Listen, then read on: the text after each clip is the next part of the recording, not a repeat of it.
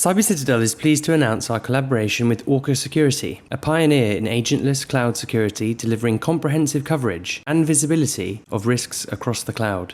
In this video, Citadel CEO Jonathan Sharrock talks to system engineer Scott van Kalken about how Orca has revolutionized cloud security.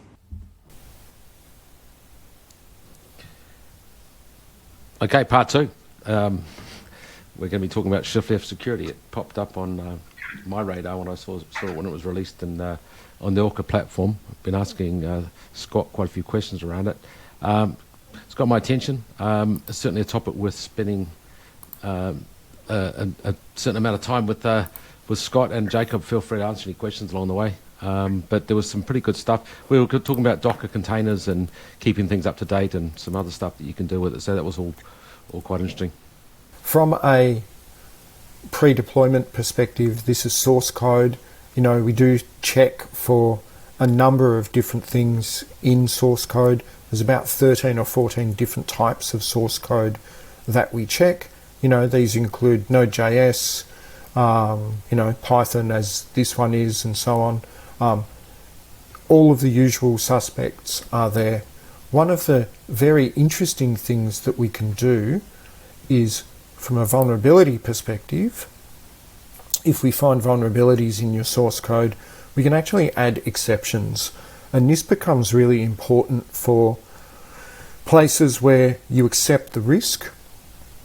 For example, if we find this URL lib3 library, there's no alternative. I need to accept the risk. I can add an exception. And I can say, by doing that, I can sort of say, don't warn me about this again. I can just choose an exception list to add that to, and then I can say it's this particular one. And I can give it an expiration date, or I can say never expire. So if you need to give someone a grace period in order to remediate that, you can certainly do that. And this becomes really, really interesting when you start to do that around exceptions where, you know, people are using third-party libraries and the like. Yeah, that's pretty good. And you can filter on that, right? Yes. So you can bring up a list of absolutely things you've accepted, and you can say, look, if they say there's a fix in 90 days... Let's just do the ones that only, or that do not have a fix available, right? And perhaps they're the only ones that we'll add exceptions for a few weeks, so that we come and check back on those. So these are really, really interesting when you start to get into the detail here. So, okay, yeah, so I was sort of getting back to, we see that some companies don't actually maintain images correctly, right? They'll have like the equivalent of, you know, you've got the marketplace in Azure and AWS, and you have images that get built and then they not maintained, or you know, they fall behind. How do you can enforce that, right? Or you can notify the owner or somebody that's happening? Yes. So we do that from three different perspectives, actually. So for containers, we can actually tell you, for deployed artifacts, so stuff that's been deployed, we can tell you straight out whether or not you're old or out of date or whatever, right? That's something that we just do as a matter of course. Look at neglected assets here. I'm quite sure that I'll have some unsupported host OS in some containers, right? So these are containers that have already been deployed. This is my demonstration environment. So, you know, we like to deploy stuff that is broken for the purposes of demonstration.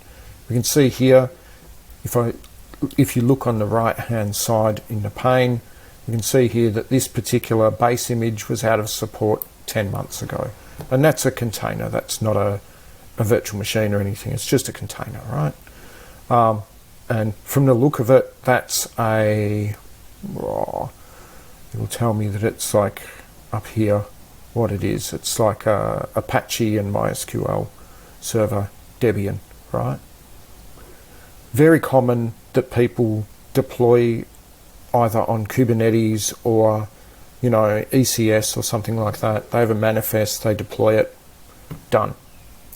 What we can do pre-deployment wise is we can actually scan those container images pre-deployment before you've deployed them, and we can tell you all of the information around what that looks like before you deploy. So we can say, you know, we've got a whole bunch of stuff here around the Docker file. In this case, it's a Docker build. You know, we've got some configuration best practices that we're saying, you know, don't do it as a root user, etc.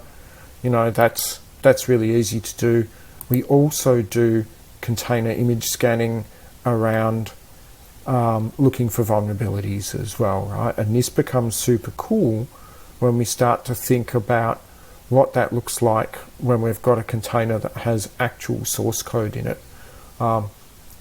The other things that we can do is, again, with container images, we can actually stop them being pushed if they fail to meet a policy, right?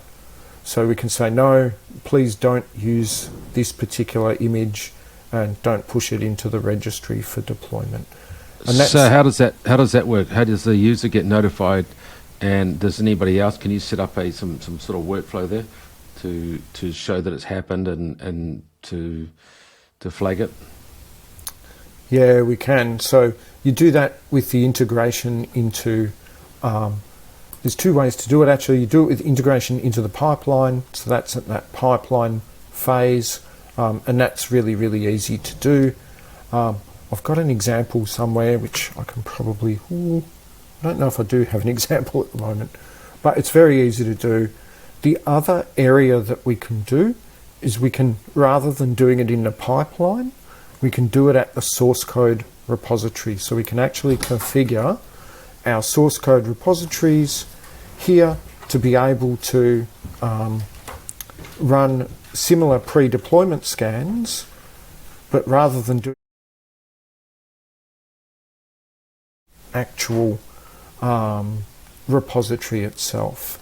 And this becomes super, super interesting because from a pure developer perspective, if I go and look at my projects, I will have one here. We can go and see how this is configured. This one is doing an infrastructure as code, vulnerabilities, and secret scan. So it's doing all three of those against this repository, which is in GitHub. And we can say, again, we can say what policies we want to attach to that, whether we want to have exception lists for those CVEs, whether we want to perform baseline management. And by baseline management, that pretty much means baseline on the first check-in, and then don't tell me about the same issues again, only tell me about new ones. And that becomes really important because, you know, we don't want to spam people with the same old stuff. Yeah, man. I've got a question I've been wanting to ask for the last 10 minutes. I'll run it by you. So look at this scenario. So I've got some clients that have got, they built a product, and the product is built by a offshore third-party development team. The third-party development team has got what they consider to have processes and procedures and a whole lot of stuff in place so that they produce good quality code and they deal with the right things, but they have attrition like everybody else. They hire people and people leave, and where they might, when they sign the contract, they might have had some outstanding people at the beginning. The quality does drop off over time. We've seen a bit of that go on. What can my client do to keep on top of that team to make sure that they're still maintaining a good level of quality, not making mistakes, and trying to like having another set of eyes, because they're not technical enough to. They have a program leader that interfaces with the software development team, and he does an incredibly good job. But what can this do to say, hey, look, these things aren't right? The easiest thing, if they're using GitHub, and we do have more coming, integrate at the repository layer so that you see all of the different code pushes that they do, and that will pick up automatically all of the problems and push them into an Orca portal, right? And then you can perform an assessment on them as to how good or bad that looks, right? And this becomes, we do have a couple of customers that do these sorts of things where they're outsourced or they're using an external third party to provide a service. They'll just hook up Orca and get the results from the security scans. We don't stop anything, you know, because we're agentless, there's not a lot to install. I won't say there's nothing to install, but there's not a lot to install. And then they just get the results and then start to perform that assessment. And the key thing is, from a developer perspective, you're not impacting developer velocity. So you're not impacting the speed at which they would deliver. Yeah, I agree. So, and they get some visibility and they can see over time if it's getting better or worse. Correct. And it helps them maintain a better level of quality and get these problems fixed before they end up in the final code.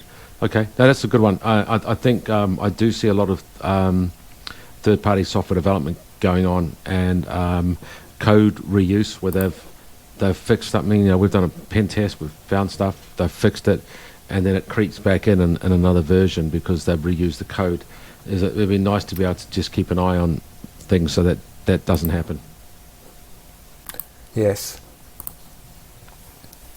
So when we come to infrastructure as code security, this becomes sort of interesting. And I'm a bit of a automation buff, so I quite like this area. So we cover off all of those different types of platforms. So you saw me demonstrate the Open API a little bit earlier. We consider that infrastructure as code because it's a specification format.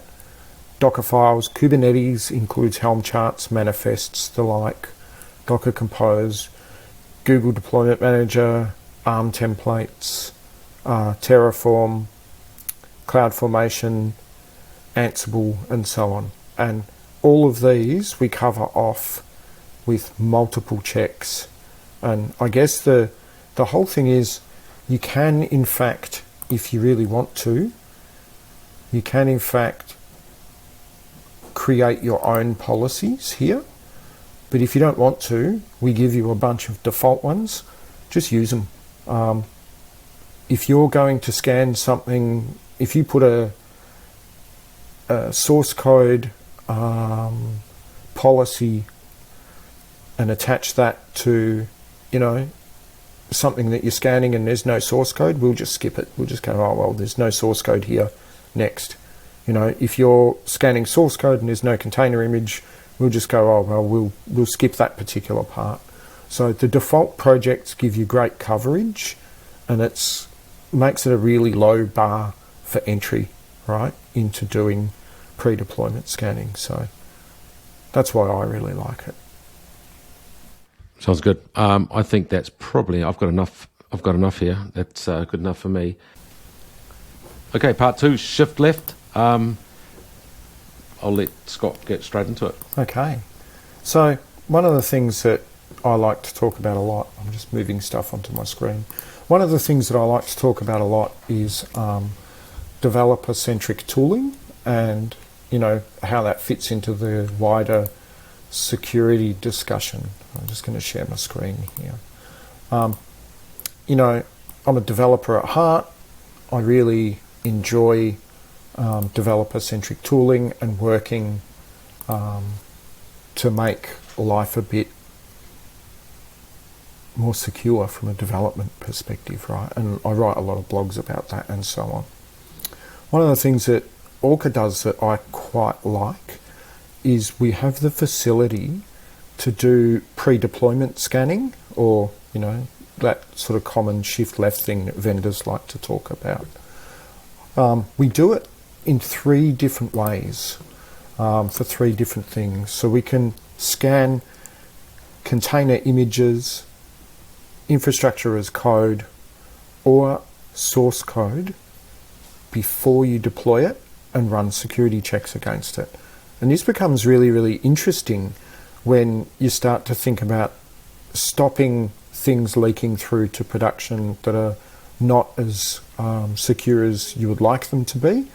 And we can do that in a number of ways. So we can do that either in the pipeline where we have a CLI tool, so we can sort of say, hey, I can work with GitLab, CircleCI, Bitbucket, Jenkins, Azure DevOps, AWS Code Build, GitHub, Terraform, Cloud, and so on.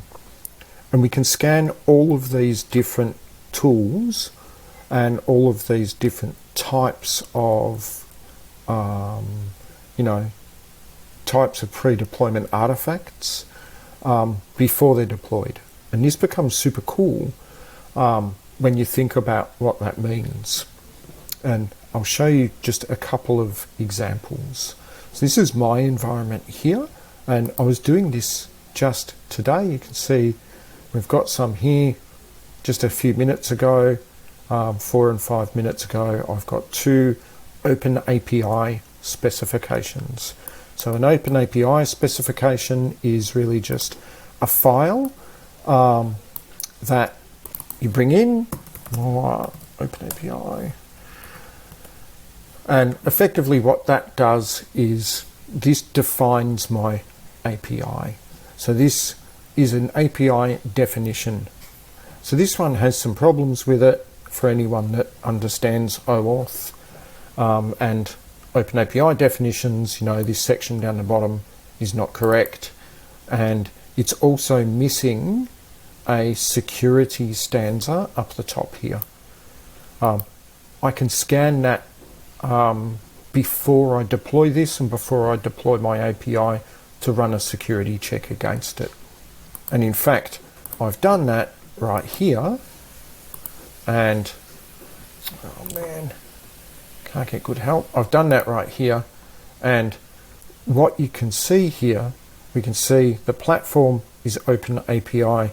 That has scanned my file here, my Open API file, before I have deployed it anywhere. So this is like a pre-check, and that's found here. This first one, the global security field is undefined, it's missing, which in fact it is. It's not there. Now, this alerts me to the fact that my security on this particular API is somewhat lacking. So what I've done is I fixed that. I've added in version 2. I've added in that security stanza right up the top there. And you can see there that that particular API now has a security stanza that will be applied to all of the API calls. And when I've re-scanned that, it has in fact passed. It's come up with some warnings around some other things, but that main message, that failure message of your API will be completely insecure, is now gone. So these are the sorts of things that we can do before deployment. And then if this were deployed, we would then use our API security module to be able to scan that once it's in production and validate that there's no data leaking and all of those sorts of things. So this becomes really important from being able to show a complete end-to-end API or visibility, right, in this case. We do a few other things as well. So we also do source code and infrastructure as code. And this is where it becomes really, really interesting. So here's a source code scan that we've done. This is we're looking for secrets, we're looking for vulnerabilities in my source code. You can see over here in the middle, this is a Python piece of source code. We're checking libraries in log files for vulnerabilities. So we can see here that there's a version of a library that has a vulnerability. We give you all of the information around that. what the fixed version is up the top here, and so on, and what library it is. We also look for secrets. This is actually very, very common to see secrets in source code, particularly AWS keys and so on.